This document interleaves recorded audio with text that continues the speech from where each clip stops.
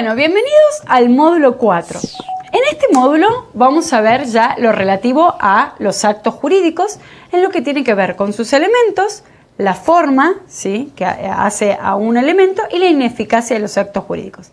¿Se acuerdan que en el módulo 3 veíamos la diferencia entre el simple acto lícito y el acto jurídico?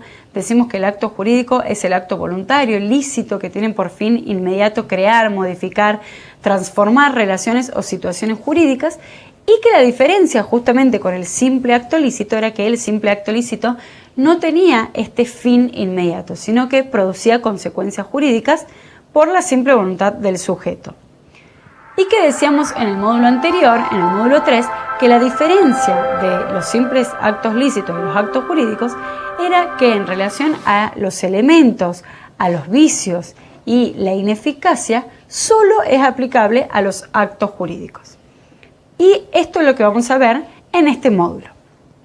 Así tenemos que, en primer lugar, vamos a ver los elementos esenciales y los elementos accidentales de los actos jurídicos. En relación a los elementos esenciales, decimos que tenemos sujeto, objeto, causa y forma. Cuando hablamos de los sujetos, debemos distinguir las partes de los sujetos otorgantes. Por lo general van a coincidir las partes y los otorgantes en el acto jurídico. ¿Quiénes son las partes? Son en quienes se van a producir estos efectos jurídicos. Y que, reitero, por lo general van a coincidir. Pero va a haber algunos supuestos en que sean los otorgantes, es decir, en que intervengan otras personas ajenas a las partes, y esto se va a dar en el supuesto de representación, ¿sí? Por ejemplo, un representante legal que realiza un contrato en representación del menor, el representante va a ser el otorgante, pero los efectos se van a producir en cabeza del menor, que es la parte. Esta representación, de acuerdo al carácter y a la entidad de la autorización, va a ser o representación legal, como por ejemplo en el caso de los padres en relación a sus hijos, o bien la representación puede ser voluntaria y que es a través de un mandato. Si yo, por ejemplo, le confiero poder a un abogado para que me represente en determinado juicio, por ejemplo, le confiero mandato, y en este caso la representación es voluntaria. En relación a los sujetos, sean partes u otorgantes, tenemos que decir que tenemos dos elementos vinculados a los sujetos para que el acto jurídico sea válido, y tenemos que hablar, en primer lugar, de la capacidad, ¿sí? Si un menor queremos que se produzcan efectos jurídicos en cabeza del menor, este tendrá que obrar a través de su representante. Veíamos en el módulo 2 que la mayoría de edad se alcanza a los 18 años y que el menor de 18 años puede celebrar determinados actos jurídicos. ¿Se acuerdan que veíamos que, por ejemplo, el adolescente entre 13 y 16 años puede tomar por sí solo decisiones relativas a su salud, siempre que sean tratamientos no invasivos? O, por ejemplo, el mayor de 16 años puede disponer sobre su propio cuerpo, como si fuera un adulto, ¿sí? En este caso no se va a requerir que tenga la mayoría de 18 años, pero esta es la regla. Y por otro lado, que el sujeto que intervenga en el acto jurídico tenga voluntad, es decir, que estén presentes los elementos de los hechos voluntarios que veíamos en el módulo 3, esto es, discernimiento, intención y libertad. Pues si falta alguno de estos elementos, o el sujeto es un incapaz, por ejemplo, porque es menor de edad, o bien falta alguno de estos elementos, el acto jurídico podrá declararse nulo o podrá ser nulo en realidad, que ya vamos a ver esto en relación a la ineficacia de los actos jurídicos, que es esto de que sea nulo. Esto en relación a los sujetos como elementos esenciales. Por otro lado tenemos el objeto de los actos jurídicos. Este objeto de los actos jurídicos decimos que tiene que cumplir determinados requisitos para que el acto no sea nulo, y son el requisito primero y principal de que sea lícito, esto es, que no sea contrario al ordenamiento jurídico, que no sea contrario a la moral, a las buenas costumbres, que no afecte la dignidad de las personas, ¿sí? Que sea posible. Que sea posible, la imposibilidad puede ser o bien una imposibilidad física, ¿sí? Una imposibilidad, por ejemplo, tocar el cielo con las manos. En realidad esta imposibilidad es absoluta y es para todos, no se puede tocar el cielo con las manos. Por eso, si un contrato tiene por objeto tocar el cielo con las manos, va a ser nulo porque es imposible de cumplimiento del objeto. Y por otro lado, la imposibilidad también puede ser jurídica. Si, por ejemplo, se celebra un contrato, sobre alguna parte del cuerpo humano. Veíamos en el módulo 1, el título preliminar, que el cuerpo humano es una cosa considerada fuera del comercio. Por lo tanto, este objeto va a ser imposible jurídicamente, ¿sí? Porque las cosas que están fuera del comercio no pueden ser objeto de actos jurídicos. Entonces decimos que el objeto debe ser posible. Esta posibilidad tiene que ser tanto física como jurídica, tiene que ser lícito y tiene que ser determinado o determinable. Es decir, que desde el inicio esté determinado, ¿sí? O bien que se establezcan parámetros para que pueda ser determinable. En relación a la causa, decimos que la causa son los motivos que dan lugar a la celebración del acto jurídico y que el Código Civil también tiene en cuenta esos motivos remotos o indirectos siempre que hayan sido determinantes para la celebración del acto jurídico. La causa siempre tiene que estar presente en los actos jurídicos, la causa debe ser lícita, ¿sí? Y se establece en el Código Civil que en aquellos casos en que la causa no esté expresa, se presume que hay causa, justamente para que los actos jurídicos sean válidos. Y en relación a la forma, tenemos que decir que la forma es la forma de exteriorización de la voluntad y decimos que los actos jurídicos se clasifican en actos formales o de forma impuesta y actos no formales. Los actos formales o de forma impuesta, esta forma puede venir ya sea o por la ley, una imposición legal, o bien por voluntad de las partes, y en este caso hablamos de una imposición convencional. Decimos que en los actos formales vamos a distinguir los actos formales de solemnidad absoluta, los actos formales de solemnidad relativa y los actos formales no solemnes. Los actos de solemnidad absoluta son aquellos que si no se celebran bajo las formalidades que establece la ley, no producen ningún efecto jurídico. Y en este caso estamos, por ejemplo, podemos citar el matrimonio. Si el matrimonio no se cumple, no se celebra con todas las formalidades de la ley, no produce ningún efecto jurídico. Los actos formales de solemnidad relativa son aquellos que si bien no se celebran con las formalidades que establece la ley, no es que no van a producir ningún efecto jurídico, sino que van a producir otros efectos jurídicos. Por ejemplo, para que quede claro, el Código prevé que los derechos sobre inmuebles, ¿sí?, tienen que hacerse por instrumento público, ¿sí? Si yo adquiero un inmueble, me tienen que otorgar la escritura pública para esa escritura inscribirla en el registro de la propiedad. Ahora bien, si a mí el vendedor me otorga un boleto privado de compra-venta, no significa que no se va a producir ningún efecto jurídico, sino lo que va a significar es que este vendedor se compromete a realizar una obligación de hacer que va a ser la de escriturar. Y por otro lado tenemos los actos formales no solemnes, que en realidad la ley impone una determinada forma, por ejemplo, que sean bajo la forma escrita, a los efectos de la prueba. Por ejemplo, si en un contrato agregamos un pacto de retroventa o un pacto de preferencia, esto tiene que estar asentado por escrito y es a los fines probatorios. Y dentro de la forma tenemos los actos no formales, que son aquellos en que las partes libremente van a disponer bajo qué forma se van a realizar los actos jurídicos. Esto entonces en cuanto a los elementos esenciales. Pero también dijimos que tenemos elementos accidentales, sí, que por autonomía de la voluntad de las partes pueden incorporar, que también se llaman modalidades de los actos jurídicos y que son la condición, el plazo y el cargo. ¿Cuáles son los efectos de esta modalidad? Y dependiendo si se trata de una condición, del cargo y del plazo, van a ser o que se extinga o que se supedite la adquisición de un derecho, o bien que se difiera su exigibilidad, o bien en el caso del cargo es la imposición de una obligación accesoria. Cuando hablamos de la condición, decimos que es la modalidad por la que se incorpora un acto jurídico, es decir, en la condición vamos a ver que se clasifica en condición suspensiva y condición resolutoria. La condición siempre es un hecho futuro e incierto, no sabemos si va a acaecer. Y esto tengamos presente porque es la principal diferencia con el plazo. El plazo es un hecho futuro, pero que fatalmente se va a producir y va a acontecer. La condición se clasifica en condición suspensiva y condición resolutoria. La condición suspensiva es aquella que supedita la adquisición de un derecho a que acaezca este hecho previsto como condición suspensiva. Es decir, que el sujeto tiene un derecho eventual y si se produce la condición va a tener un derecho efectivo, pero si no se produce la condición no va a tener ningún derecho. En cambio, en el caso de la condición resolutoria, funciona al revés. Cumplida la condición prevista, se extingue el derecho, es decir, que yo empiezo teniendo un derecho efectivo y si acaece la condición, este hecho futuro e incierto, se va a extinguir el derecho. La condición funciona con efectos para el futuro, así lo establece la ley, salvo pacto en contrario. Salvo que las partes en realidad le den otro efecto, el efecto retroactivo. En relación al plazo, decimos que el plazo es el transcurso del tiempo por el cual se difiere o se establece que se extinga, ¿sí?, los efectos del acto jurídico. Este plazo también puede ser suspensivo o resolutorio.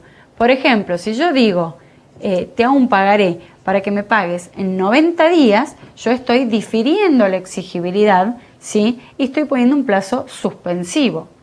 Ahora, si yo te firmo un contrato de locación y establezco que en 2 años me tenés que devolver el inmueble, esto es un plazo resolutorio, significa que en los 2 años se va a extinguir, ¿sí?, la relación jurídica y vos me vas a tener que devolver la cosa.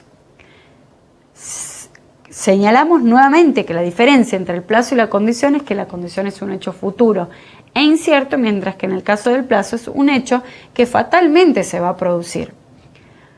Por otro lado, el plazo, además de ser suspensivo y resolutorio, puede ser también cierto o incierto. Si yo establezco día, mes y año, va a ser cierto. Ahora, si yo digo el día que Pedro muera, va a ser un plazo incierto, pero fatalmente Pedro va a morir en algún momento. Lo que no se sabe es cuándo. Y por último tenemos el plazo indeterminado, que en este caso el juez, a través de la intervención judicial, el juez lo va a tener que precisar y determinar.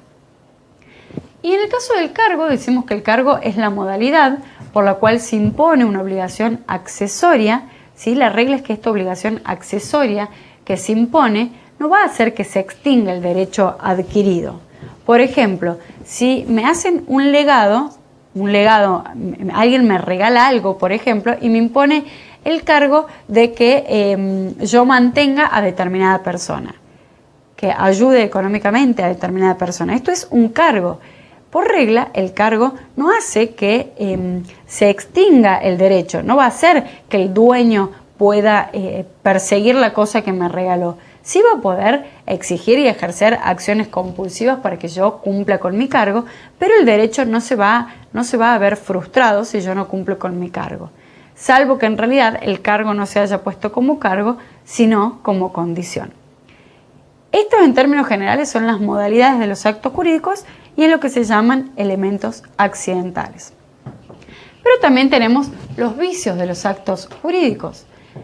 Veíamos en el módulo 1 que el principio de buena fe es un principio cardinal que debe informar a todas las relaciones jurídicas que se celebran, esto es, tanto en las tratativas como cuando se celebra una relación jurídica, como en su ejecución. El principio de buena fe debe estar presente siempre, este principio de lealtad, de honestidad, ¿sí?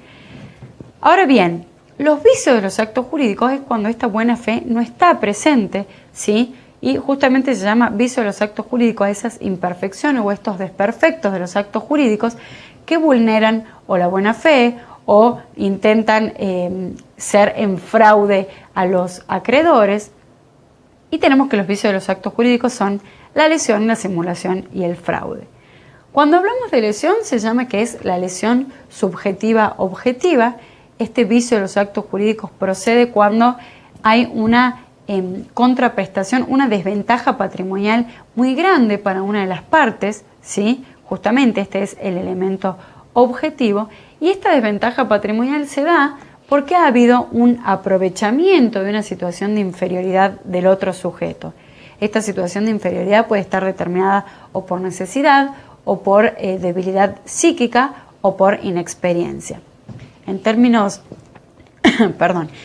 generales, cuando hablamos de necesidad, hablamos de carencia, de escasez, ¿sí? Cuando hablamos de debilidad psíquica, es una alteración mental o psíquica que por causas extrañas al sujeto. Y cuando hablamos de falta de inexperiencia, es falta de conocimiento en determinado ámbito. Entonces decimos que para que proceda la lesión vamos a tener que tener el elemento de la desventaja patrimonial, ¿sí? Una gran desproporción en las prestaciones. Dice la ley que este es el elemento objetivo, por eso hablamos de lesión subjetiva objetiva, y a su vez un aprovechamiento de la situación de inferioridad porque la otra tiene o debilidad psíquica o necesidad o inexperiencia.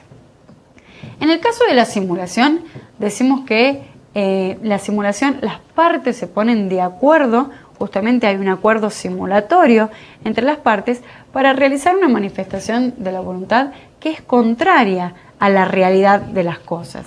Esta manifestación de la voluntad puede ser totalmente contraria a la realidad. Por ejemplo, las partes dicen que celebran una compraventa, pero en realidad es una donación, o bien puede tener simplemente algunos elementos que no son reales. Por ejemplo, realmente es una compraventa, pero el precio declarado no es el real, o bien en el día de la fecha que se celebra no es el real, ¿sí? Esto en relación a la simulación. Entonces tenemos un acuerdo de partes, el acuerdo simulatorio, en el que se van a poner de acuerdo para realizar una manifestación de voluntad que no se condice con los hechos, justamente porque se quiere que las consecuencias jurídicas que se produzcan sobre ese hecho sean distintas a las queridas por las partes, y generalmente se hace con fines de engañar a terceros. Más allá que la simulación puede ser lícita o ilícita, la realidad es que por lo general se hace con fines de perjudicar a terceros. Y también tenemos la simulación relativa o absoluta, esto que decíamos, si no se condice con nada del acto jurídico real, o bien lo ficticio recae sobre algunos elementos del acto. Y el tercer elemento de los vicios de los actos jurídicos, el tercer vicio de los actos jurídicos es el fraude. Decimos que en el caso del fraude, a distinción de lo que es la simulación, tenemos un acto real que se va a celebrar entre las partes. Pero se tienen que dar determinadas características para que estemos en presencia del fraude. Por ejemplo, en primer lugar, yo tengo que realizar un acto para perjudicar a terceros, que este acto tiene que tener relación de causalidad entre mi situación, o bien porque estoy en insolvencia, o bien agrava mi insolvencia. Pongamos un caso para que se entienda mejor. Si yo, por ejemplo, tengo 3 acreedores a quienes debo, ¿sí? Y estoy complicado económicamente y tengo una casa, simplemente. Yo vendo mi casa a un amigo, ¿sí? Para evitar pagarle a mis acreedores. Este acto de venta, en realidad, perjudica y agrava mi situación económica. Entonces, en este caso, los acreedores van a poder realizar la acción de inoponibilidad, demostrando que se cumplieron todos los requisitos que se prevén en materia de fraude, justamente porque fue realizado con fines de perjudicarlos a ellos. Y ya vamos a ver que en la acción de inoponibilidad, en este caso el fraude, si los acreedores accionan y salen triunfadores, digamos, de esta acción, el acto entre mi amigo y yo de venta va a ser válido, pero va a ser inoponible en relación a estos acreedores. Es decir, que los acreedores van a poder ejecutar la vivienda para cobrarse sus créditos en manos de mi amigo. Si le queda plata, el remanente va a ir para mi amigo porque el acto entre nosotros es válido, ¿sí? Estos son los vicios de los actos jurídicos. Tengamos en cuenta entonces que la lesión subjetiva-objetiva teníamos el elemento de la desproporción y el abuso de la inferioridad por la situación de necesidad, debilidad psíquica o inexperiencia. En el caso de una simulación hay un acuerdo simulatorio para realizar un acto que nada tiene de verdad o bien que solamente esto ficticio cae sobre algunos elementos, y en el caso del fraude hay un acto, sí, verdadero que se realiza pero con fines de perjudicar a terceros. Yo utilizo una norma del código que me habilita a que yo venda mi inmueble pero con fines contrarios a lo que pretende la ley, porque la ley no pretende que yo perjudique a terceros. Esto en cuanto entonces a los elementos y vicios de los actos jurídicos. Y por último, en este módulo también vamos a ver lo que hace a la ineficacia de los actos jurídicos. Ineficacia en sentido amplio significa o la privación o la disminución de los efectos jurídicos que han querido las partes. Esta ineficacia es el género y va a estar regulado dentro del código, lo que hace a las especies de nulidad y de inoponibilidad. Cuando hablemos de nulidad, vamos a decir que hay una privación total de efectos jurídicos, ¿sí? Por un vicio que se presenta en el origen del acto jurídico, ya sea porque se presenta en el sujeto, en el objeto, en la causa o en la forma. Si yo tengo un sujeto que celebró un acto jurídico y no tenía voluntad, le faltaba la intención, por ejemplo, vamos a tener un acto nulo. Y en este caso, el acto jurídico no va a producir ningún tipo de efectos en relación a nadie. Directamente no produce ningún efecto jurídico. La nulidad, el código las clasifica en la nulidad absoluta y relativa y nulidad total o parcial. La nulidad absoluta y relativa va a depender del interés que se afecte. Si el interés que se afecta es el interés público, el interés general, la nulidad es absoluta.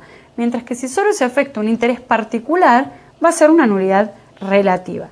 Y dependiendo de cada caso, esto va a incidir en ciertas consecuencias. Por ejemplo, en el caso de la nulidad absoluta procede de oficio, procede a pedido del Ministerio Público, no es imprescriptible la acción de nulidad, mientras que en el caso de la nulidad relativa, todo lo contrario, solamente procede a pedido de parte, es confirmable, ¿sí? Prescribe la acción de nulidad, justamente esto por el interés que se afecta.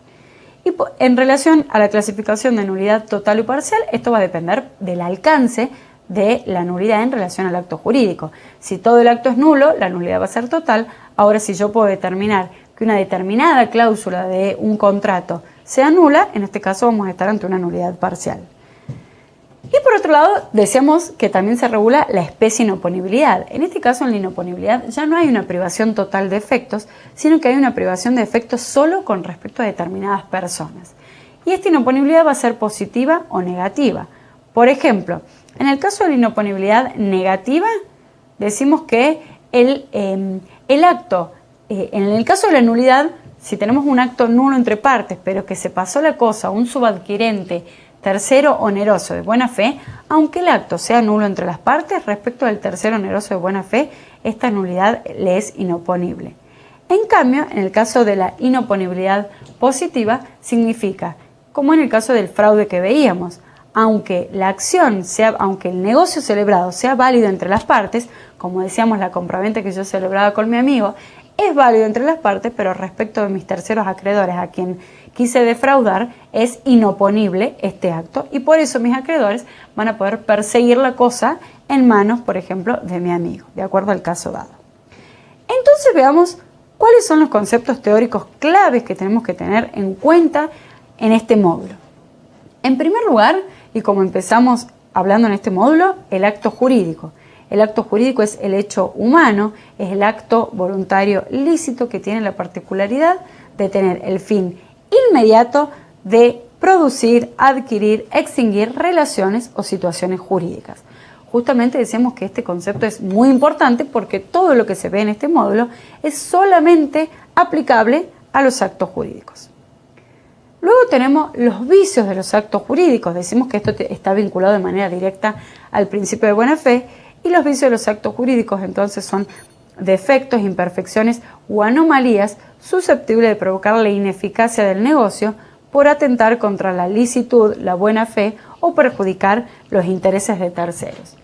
Acá es bueno aclarar que en el caso de los vicios de los actos jurídicos, decimos que en el caso tanto en que se accione por lesión o en el caso en que se accione por simulación, el efecto es la nulidad. Lo que quiere la ley es volver al estado anterior de las cosas, salvo, por ejemplo, supuestos en que la nulidad no afecta derechos de terceros. Si el negocio es nulo entre nosotros dos, la compraventa es nula entre nosotros dos porque fue simulada, por ejemplo, pero lo adquirió un tercero oneroso de buena fe, en este caso no se va a poder afectar a este tercero oneroso.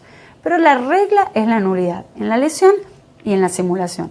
En cambio, en el fraude, la acción es de inoponibilidad y está vinculado a lo que veíamos. Inoponibilidad positiva e inoponibilidad negativa. Y en relación a la ineficacia, decimos que es el género, ¿sí? Y que hace referencia a la privación o disminución de efectos propios de un determinado negocio jurídico que las partes tuvieron en cuenta al momento de su celebración. Estos conceptos es muy importante que los tengan en claro para poder resolver la situación problemática.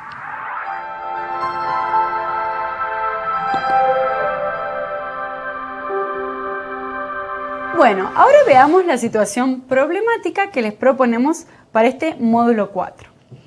El caso se llama Las artimañas de Susana y su padre. Esto para que ya se vayan dando una idea a lo que se refiere el caso práctico. Los datos que tenemos son, el padre de Susana posee deudas, por lo que decide transferir sus bienes a su prima Andrea y realizan un instrumento privado en el que dejan constancia de la veracidad de los hechos. También decimos que, dado que Susana debe dinero a Ana Fernández, le libró un pagaré a esta última, llenándolo a Ana por una suma mayor a la debida por Susana. Y el último dato, decimos que Susana, como Susana había contraído muchas deudas que la condujeron a un estado de insuficiencia patrimonial para responder a sus acreedores, a fin de eludir el pago de sus obligaciones, vendió su casa a una amiga. Veamos cuáles son las preguntas.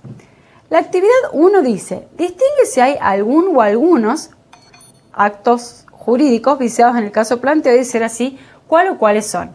Acá ustedes tienen que determinar, de acuerdo a los elementos que tenemos en el caso práctico, si hay algún vicio del acto jurídico o alguno, es decir, si hay uno o más y cuáles son estos actos viciados. La actividad 2 dice, ¿Susana podría articular alguna defensa en contra de Ana en relación al pagaré? ¿Qué debería demostrar? Recordemos que Susana le debía plata a Ana y Ana llenó el pagaré de forma contraria a lo que había querido Susana. ¿Qué puede hacer Ana? ¿Qué puede hacer Susana? ¿Sí? ¿Qué tiene que demostrar? Y la actividad 3 dice, ¿los acreedores de Susana tienen alguna acción? En caso afirmativo, indica cuál. Vamos, los espero con las actividades y nos vemos en un rato para las respuestas.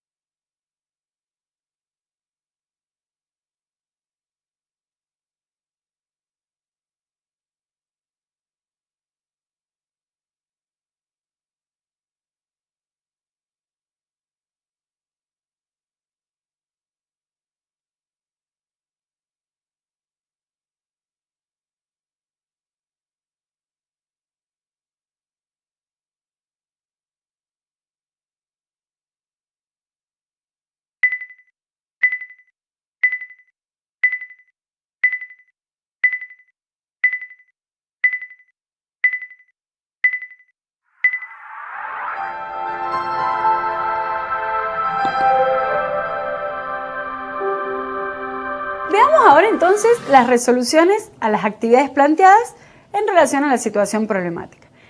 En la primera pregunta decíamos si había algún acto viciado, algún acto jurídico. De acuerdo a los datos, decimos que hay dos actos jurídicos que presentan vicios. En primer lugar, el negocio jurídico realizado entre el padre de Susana y Andrea es un acto simulado. Es un acto simulado porque se dan todos los elementos. Si volvemos a la situación problemática, vemos que dice, el padre de Susana posee deudas por lo que decide transferir sus bienes a su prima Andrea y realizan un instrumento privado en el que dejan constancia de la veracidad de los hechos. Es decir, acá vemos que hay un acuerdo simulatorio entre el padre de Susana y su prima Andrea, por eso realizan un instrumento privado, nos habla de veracidad de los hechos, o sea que ya nos habla de un acuerdo simulatorio en donde se está manifestando una voluntad distinta a la real, en donde vemos que hay un instrumento privado, que ya vamos a ver que esto está relacionado con los ejercicios prácticos que se plantean más adelante, qué efectos y qué importancia tiene este instrumento privado en el que se deja asentada la veracidad de los hechos, y si bien el caso no lo dice el padre de Susana posee deudas. Claramente fue para perjudicar derecho de tercero, o bien en el caso de que aparecieran, por ejemplo, algunos acreedores, que estos acreedores no puedan agredir los bienes del padre de Susana porque ya fueron salidos de su patrimonio, ¿sí? Este primer acto es simulado. Pero también tenemos otro acto jurídico que está viciado. Decimos que Susana había adquirido muchas deudas y por eso vendió su casa a una amiga. La venta de la casa de Susana fue un acto realizado en fraude a sus acreedores. Primero, como lo que hablábamos anteriormente, en primer lugar tenemos que este acto realizado, ¿sí?, perjudica los derechos de sus acreedores, que no van a poder agredir ya su patrimonio. Además tiene una relación de causalidad el acto realizado por Susana y su insolvencia, es decir, ella ya estaba comprometida económicamente, ya estaba en insolvencia, sí, y de esta forma la agravó, la terminó de agravar. Entonces, estos acreedores, la pregunta es si tienen alguna acción o no, veíamos. Pero este acto jurídico fue realizado en fraude a los acreedores. En el supuesto del caso 2 decíamos que Susana tenía deudas, entre ellas con Ana Clara Fernández, y le había firmado un pagaré en blanco. ¿Qué pasa en este caso en el que Ana llenó el pagaré por un monto mayor?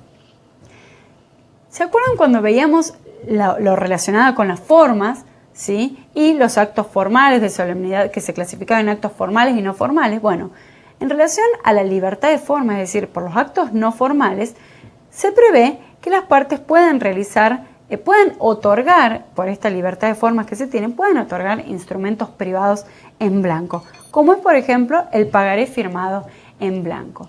El tema es que se conlleva estos riesgos, ¿sí?, como en el caso de que Ana lo llene con una cifra distinta a las instrucciones que le dio Susana, o en realidad distinta a la real. Entonces, ¿cuál es la solución que da el Código?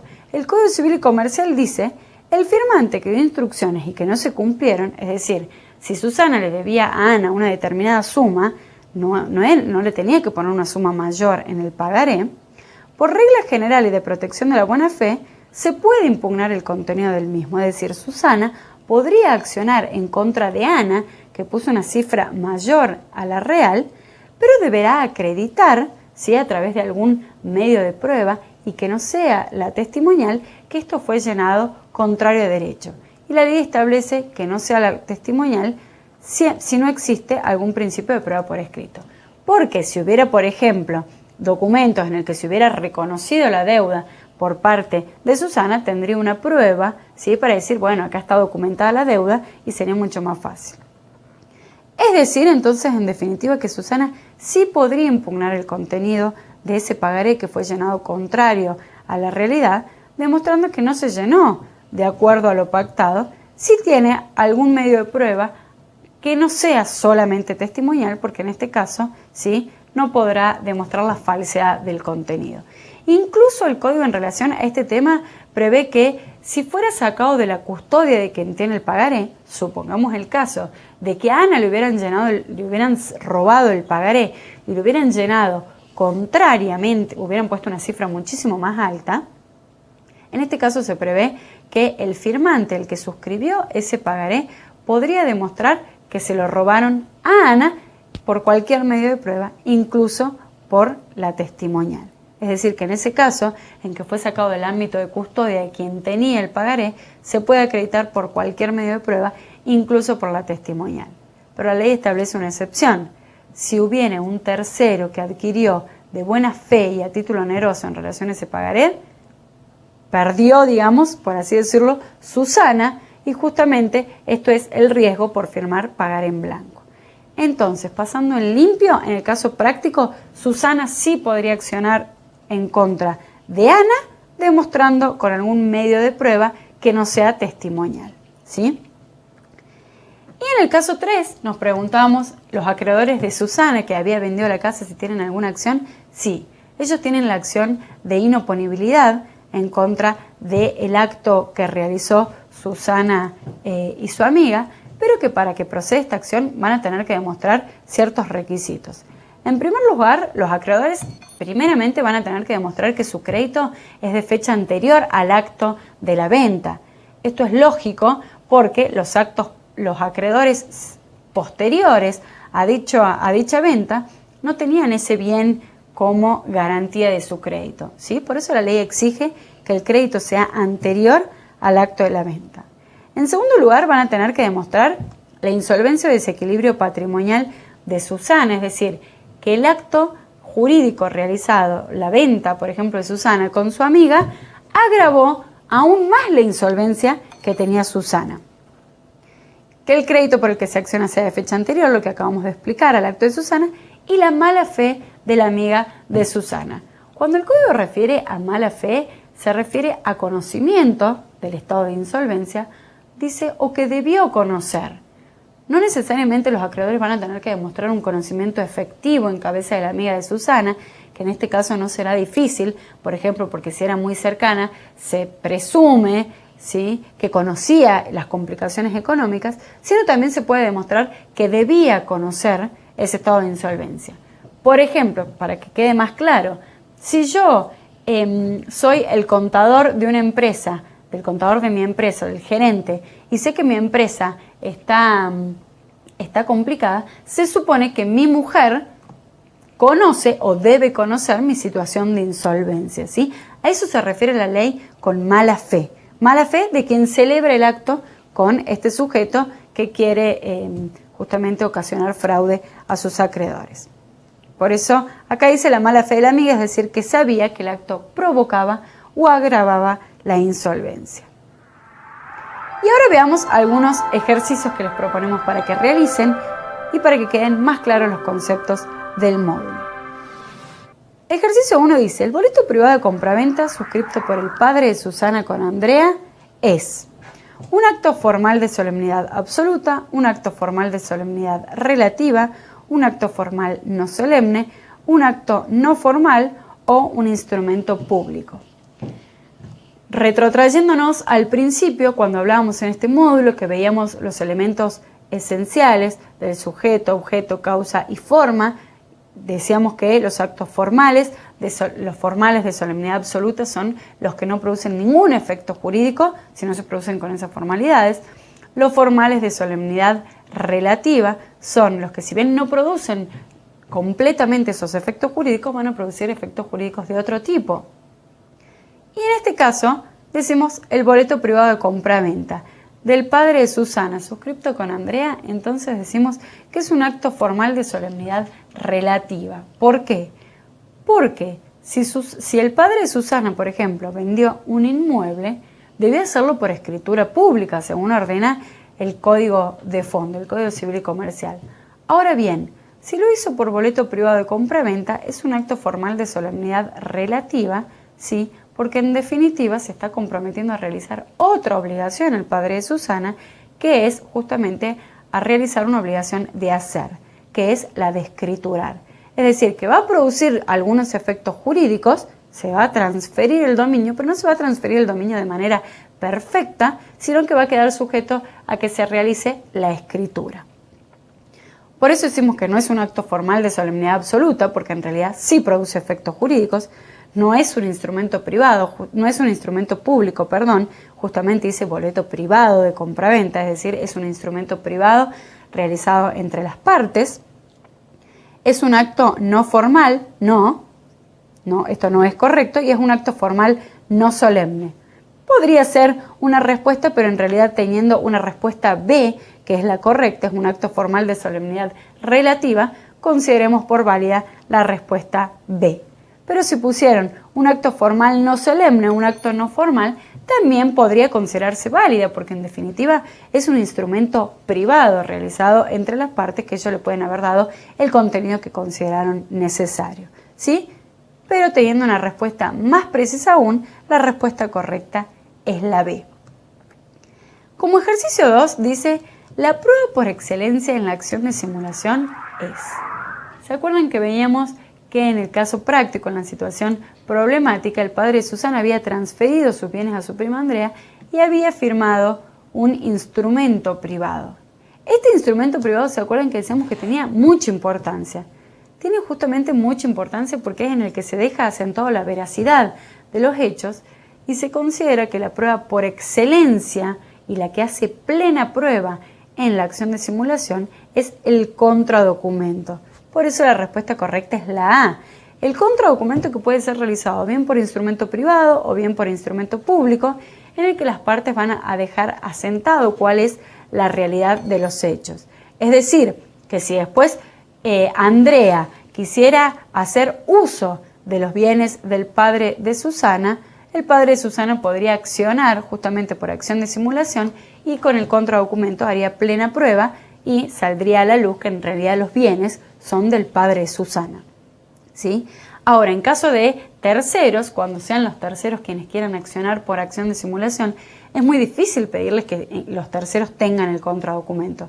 Por eso se admite que ellos puedan accionar por simulación, ¿sí? Por ejemplo, en el caso práctico, si algún acreedor del padre de Susana hubiera querido accionar, podría haber accionado por simulación, pero en este caso no se le podrá pedir el contradocumento, sino que él tendrá que demostrar a través de indicios, de presunciones, que el acto fue simulado.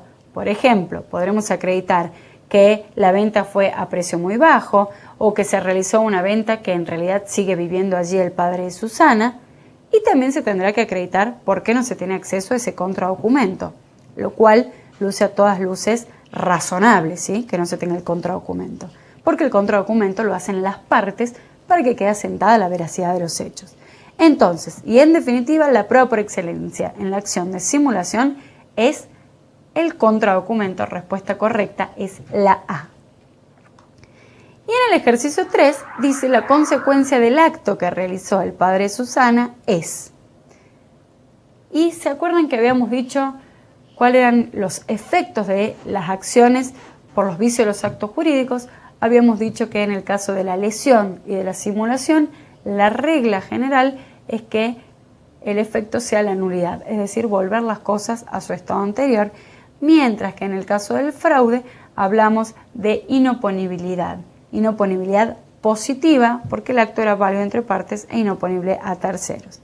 Por lo tanto, la consecuencia del acto que realizó el padre de Susana, como habíamos dicho, que era una acción simulada, si alguien acciona, si los acreedores del padre de Susana o el padre de Susana mismo acciona por simulación, la consecuencia va a ser la nulidad.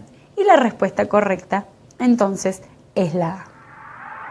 ¿Cuáles son los conceptos que al finalizar el módulo tienen que haber quedado grabados a fuego? Son, en primer lugar, el acto jurídico y sus elementos. Dentro de los elementos consideramos elementos esenciales y elementos accidentales. Recordemos, los elementos esenciales, sujeto, objeto, causa y forma, y en relación a los elementos accidentales, que por autonomía de la voluntad las partes lo pueden introducir, teníamos condición, plazo y cargo. Esto en primer lugar. En segundo lugar, forma y prueba de los actos jurídicos. Esto está vinculado directamente a cómo se clasifican los actos según su forma. Teníamos los actos formales o de forma impuesta y los actos no formales. Los actos no formales son los realizados como deciden la voluntad de las partes y que la ley no impone ninguna forma, ninguna formalidad. Mientras que los actos formales teníamos los de solemnidad absoluta, los de solemnidad relativa y los actos formales no solemnes, que es a los fines de la prueba de los actos jurídicos. Los vicios de los actos jurídicos, tema muy importante, que eran la lesión, simulación y fraude, y que tenía que ver con las imperfecciones de los actos jurídicos, que tienden a justamente que el efecto jurídico es la ineficacia, ¿sí? Es decir, o la privación o la disminución de sus efectos. Y el último concepto clave, en realidad, es la ineficacia de los actos jurídicos, concepto entendido en sentido amplio, que lo que decíamos recién, que hace la privación o disminución de los efectos jurídicos que han querido las partes y que abarca y comprende tanto a la nulidad, que es la privación total de los actos jurídicos, como en relación a la inoponibilidad, que priva al acto jurídico solo en relación a determinadas personas. Espero haber sido clara, que el caso práctico no les haya ofrecido mayor complejidad y desde acá los saludo.